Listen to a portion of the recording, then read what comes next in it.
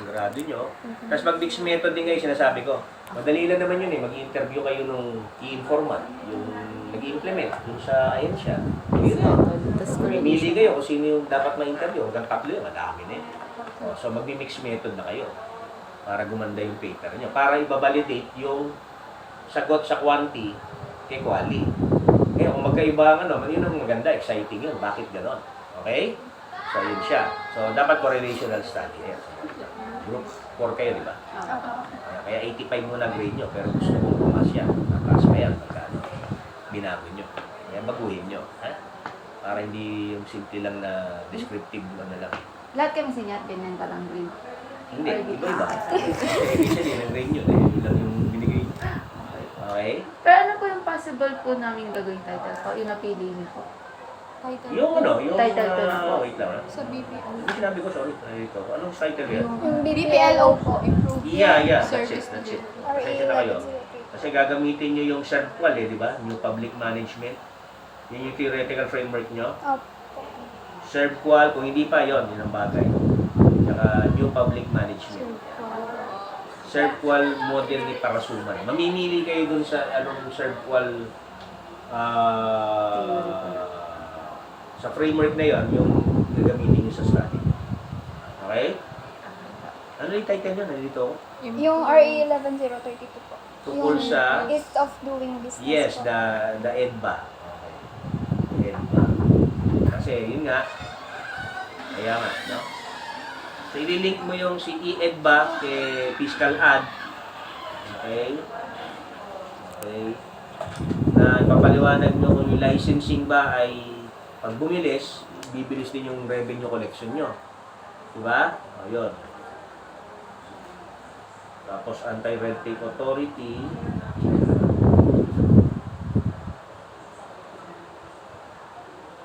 BPLO, no?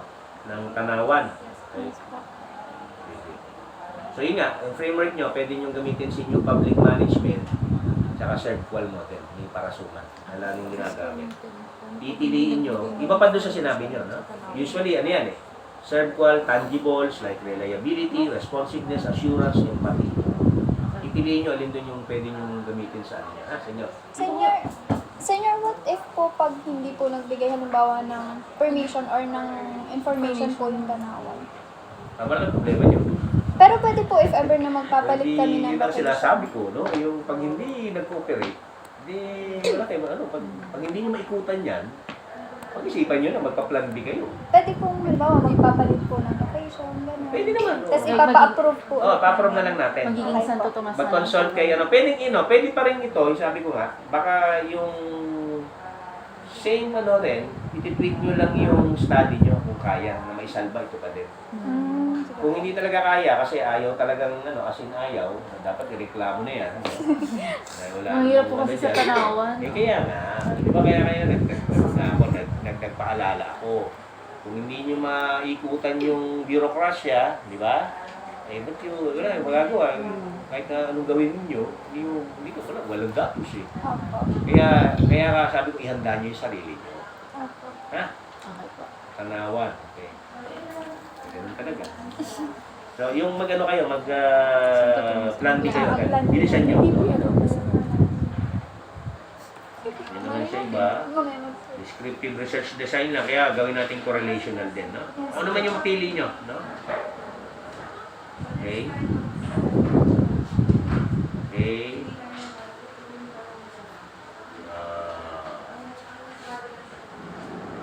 So ito, tapos kung sakaling matuloy sa BPLO, supply and demand yan, no? Supply yung ano, yung ibinibigay na serbisyo, demand yung kiniserbisyuhan.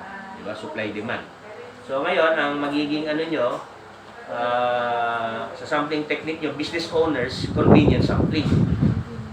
Di ba? Convenience sampling. Business owners. Tapos, pag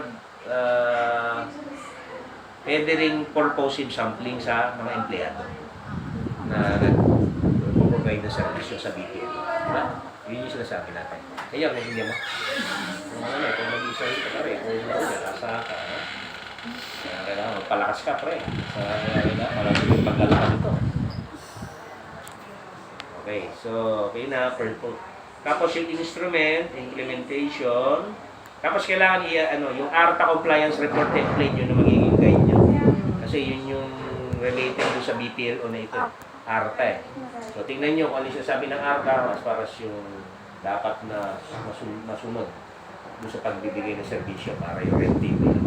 Di ba? Okay? Tapos magkakwali kayo, kaya mag-mix method kayo. Yan. Sige, okay lang. Sige. Magkakwali kayo, mag-SOP kayo na isang SOP na tanong sa ano yung problems na na-encounter. Sasend ko ito sa inyo, okay, mag-alala. Medyo ano lang, yung notes to eh. Ano ko lang, i-streamline ko. So, yan ha. So, problems encountered, maglagay ka ng SOP. Kasi doon kukunin yung problems. Tapos, may tanong kayo sa recommendations galing doon pinagtanungan nyo, mas mainam. Kasi may makakatulong yan sa paggawa nyo ng sarili nyo. Pag binuo nyo na yung chapter 5 nyo. Kasi problems. Siyempre, dapat yung recommendations doon sa problems na in-identify nila. Kailangan bagay doon, di ba? Kaya kailangan maayos yung instrument nyo. Kung problem ay ganito, na delay, o di ba, ano solusyon sa delay? Recommendation dapat yun. So, para walang ma-miss out dun sa na-identify na problems encountered. Mas ba group 2 sa listahan ang nag-present pero Group 4. group 4 kayo. So yung 3720 rule yan, di ba? Doon sa pag-process ng mga dokumento sa RTA 11-032, alam naman natin yan. Yung mga kiosks, yung ano yun. Okay na yan. So, yun yung kailangan magdagdag kayo ng correlational part na hypothesis. No? Tingnan ninyo kung ano yung mga relasyon. Mamili kayo kung alin doon. Lalo na doon sa inyong sa CERT-QUAL maganda. Ano ba yung theoretical framework dyan? Para Yung circle CERT-QUAL tsaka din. yung Yung public management. Exactly. Ganda. Ayos naman. Swak yun. Okay na, ha? Ayun na naman. Basta para lang, gawin natin para tumas yung 85 nyo. I-ano nyo agad sa akin para i-adjust natin, ha? Kailan po senior ang possible deadline? Kaya nasa inyo. Hanggat hindi ko pa na isasubmit kayo sa inyo, please, itong ano. Evaluation. Pwede pa. sa inyo po muna, sa inyo po namin mismo Sa inyo ipapasa. po. Yeah, kasi ako yung, Okay. ako yung nagre-recommend eh. Si Senior Tuisa susunod na naman yun. Dahil advisors yun. Ah,